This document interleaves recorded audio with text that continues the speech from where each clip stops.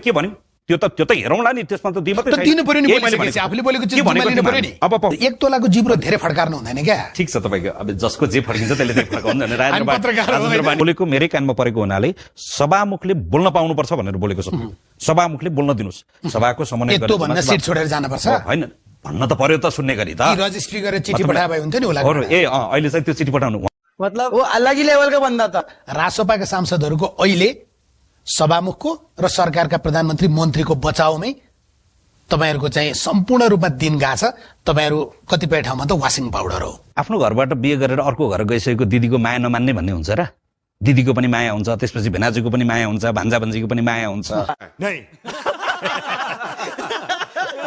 टुङ्गाइदिहालौँ है संसदमा जति पेल्ने भाषा जे अहिले निर्माण भइरहेको छ पेल्ने होइन भने पाउनुस् है एकैछिन पाउनुस् पेल्ने होइन तपाईको सभापतिलाई म यहाँनिर बडो धेरै धन्यवाद दिन्छु सम्भवतः केही अनुभवीहरू नभएको भए संसदमा दंगल हुन्थ्यो तपाईका सांसदहरूको विपक्षीहरूको तपाईहरुलाई मात्र भन्दा विपक्षीहरूको प्रस्तुति हेर्दा त्यो चाहिँ संसद हो कि त्यो कुस्ती खाना हुन्थ्यो ठीक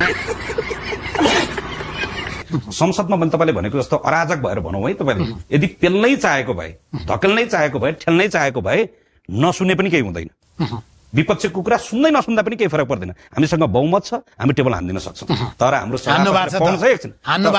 अब एकैछिन नेपालले भारतको सीमा पनि मिच्या छ भन्दा त फेरि एकचोटि नमिसाउनुस् फेरि अलि जाउँला त्यता पनि जानु होला डिप्रेशन में रहता हूँ हमेशा अभी मैं डिप्रेशन में हूँ माँ कसम भनेर हात जोडिरहनु भएको छ किन यो हाम्रो विनम्रता हो यो व्यवस्थाप्रतिको हाम्रो विश्वास हो कुन चाहिँ विनम्रता अहिले उहाँले जसरी आन्दोलनमा म सोच्छु नि विनम्रता अनुभूत गर्नुपर्छ सर संसदको रोस्ट्रममा बसेर एउटा मुलुकको अर्थमन्त्री के भन्छ भने मेरो जवाफ दिनुस् पख्नुस् न के भन्छ अर्थमन्त्री भने म विनम्रताको परिभाषा खोजिरहेको छु के हैन तिमीहरूले हिजो कति लुट्या थियो तिमीहरूले हिजो के गरेका थियो हामीलाई पनि थाहा छ त्यो दुईटा भन्नुहोस् है प्रधानमन्त्रीले र अर्थमन्त्रीले भनेको विषयमा फेरि जाउँला तपाई मलाई आज विषय मजाले सोध्नुहोस् त रुको जरा सबर करो बोला धक्का मुक्की नहीं करने का आराम से लेने का हामीले गरेको यति हो भन्छ भने तिमीले गरेको पनि यति छ हामीसँग तिमीले गरेको पनि यो यहाँ त लेनदेन रहेछ नि त कुरा होइन लेनदेन पनि होइन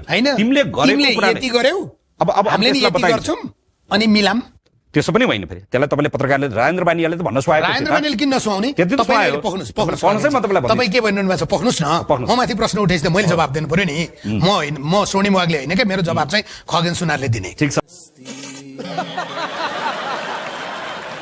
अलिकता केही हुना बित्तिकै प्रत्येक कुराको समितितर्फ जान थालियो भने यो तपाईले अघि भनेको जस्तो चाहिँ आफूलाई अनुकूल परेको बेला चाहिँ यो जरुरी नै छैन के पनि छैन भन्ने तपाईको अर्थमन्त्रीले बोलेको संसदमा एउटा हो सर आज चाहिँ लुकाउन मिल्दैन भने आज लुकाउन मिल्दैन हिजो आफू प्रतिपक्षमा हुँदा तनहुबाट उपनिर्वाचन जितेर आए पछाडि बोल्दा चाहिँ संसदीय छानबिन समिति बनाइयोस् तत्कालीन गृहमन्त्रीमाथि छानबिन गरियोस् यिनले चाहिँ यो बेचे बन्यो त्यसमा लाग्नुभयो आज आफ्नो पालामा भइसक्यो बन्यो कि बनेन त्यो बन्यो कि बनेन त्यो उहाँलाई सोध्ने हो मलाई सोध्ने हो यही मैले भनेको ये बड़ी अच्छी बात कही अब त्यतातिरको एउटा पार्ट भयो फेरि छलफल गरौँ तपाईलाई अघि भनेको जस्तो तपाई कहाँ जानु भएको थियो गृहमन्त्रीमाथि गृहमन्त्रीको छानबिनको प्रश्न तपाईले उसमा गर्नुभयो गृहमन्त्रीमाथि पाउनुस् तपाईहरुले दुधले नुहाइदिइसक्नु भयो त तपाईको उसमा त दुई मात्रै छैन तपाई हाम्रो अग्रज पत्रकार पनि हुनुहुन्छ सुदन गुरुङ सुन्नुस् है म भन्दिए गलत नहुन नै सक्थे यसमा ठीक छ तर त्यसको विधि चाहिँ त्यस्तो देखियो रक्सीले नुहाएर आउनु भन्दा त दुधले नुहाएर आएको राम्रो भएन त अर्थ गृहमन्त्री रक्सीले नै नुहाएर आएको भइदिया कस्तो देखिन्थ्यो होला दुधले नुहाएर आउनु भयो राम्रो गर्नुभयो उहाँले सुनपानी छर्केर आउनु भयो राम्रो गर्नुभयो प्रश्न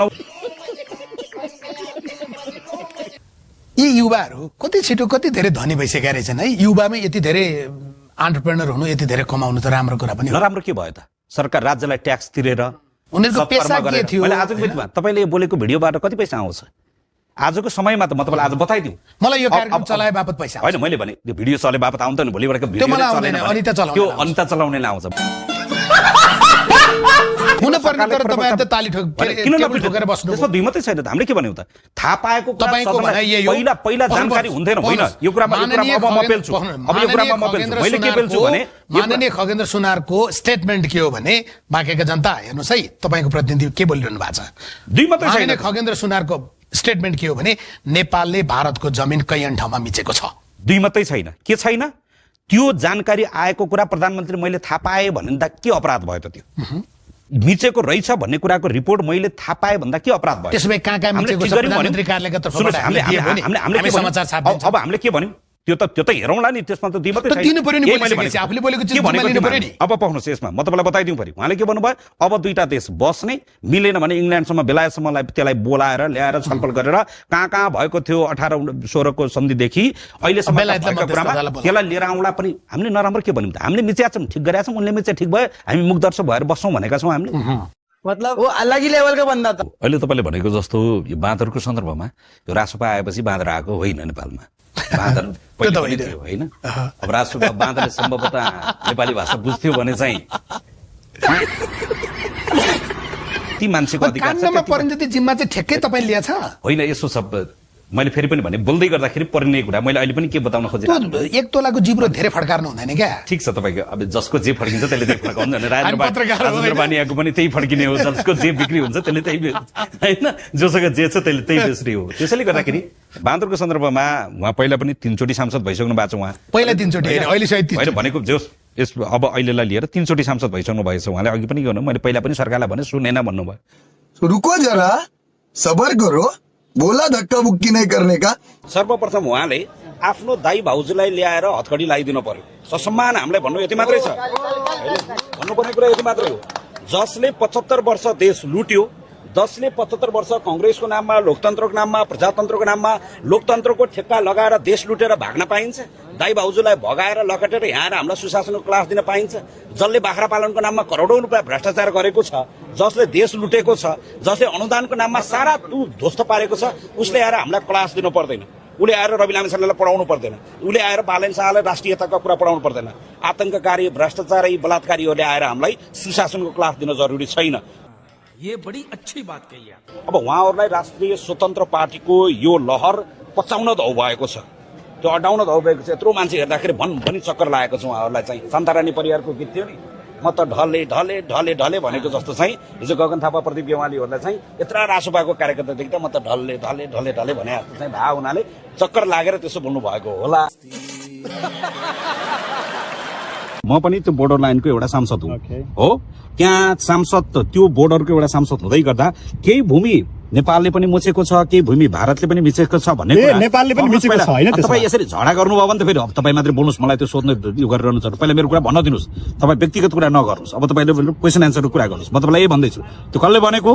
त्यो सशस्त्र प्रहरीले भन्यो। कसले भन्यो? नेपाल प्रहरीले भन्यो। कसले भन्यो? प्रधानमन्त्रीले भनेको। पहिला तपाईँ यति कुरा नगर्नुहोस् न। म तपाईँभन्दा सिनियर पत्रकार भएको हुनाले सुन्नुहोस् पहिला मेरो कुरा। अहिले त तपाईँ जुनियर सांसद हो, अहिले पत्रकार। तपाईँ सुन्नुहुन्न भने त त्यो तपाईँ मात्र कुरा भयो। पहिला सुन्नु न, जवाब खोज्ने हो भने एउटा कुरा भयो, झगडा गर्ने अर्को कुरा भयो।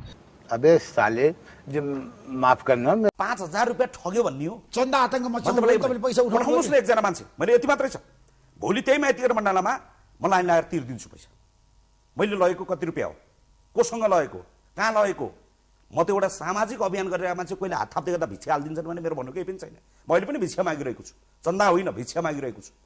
अहिले पनि मैले हात फिजाइरहेको छु। सहयोग त तपाईँले पनि गर्नुभएको छ, अर्को साथीले पनि गरेको छ। अर्को साथीले मान्छे खाइ नखाइ पनि त एउटा चाहिँ सामाजिक कर्म र धर्म गरिरहेका साथीलाई ल मेरो तर्फबाट सहयोग छ भनिरहेका छ मान्छेहरूले होइन। तर जुन ढङ्गबाट देशैपछि 50 करोड 50 लाख भने पनि 50,000 भने पनि त 5,000 रुपियाँ, 10,000 रुपियाँ, 3,000 रुपियाँ भट्टीमा मलाई अझ इन्ट्रेस्ट लाग्यो। भट्टीमा जाँडा के अरे भट्टीको पैसा भट्टी